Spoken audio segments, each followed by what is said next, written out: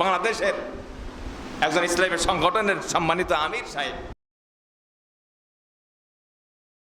Doctor Shafiqur Rahman, তিনি বন্যার্থ মানুষের মধ্যে খাদ্য বিতরণ করছেন।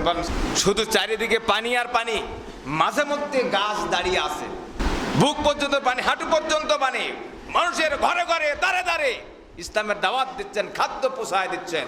এটা হলো উমরের মতো নেতা, ঠিক না পাটি?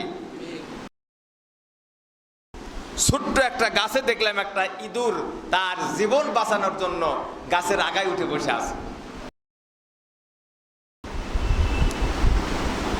আর জায়গায় দেখলাম একটি কুকুর, ছোট্ট একটি হরিণের বাচ্চা, সে পানিতে হাবুডুবু খাচ্ছে, তার মুখ দিয়ে কামড় দিয়ে সে পানি সাঁতরিয়ে একটা শুকনো জায়গায় নিয়ে যায় ছেড়ে দিল। বলেন সুবহানাল্লাহ।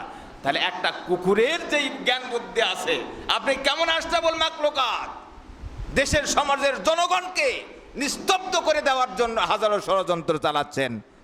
আপনি মুনাফিক মুসলিম হতে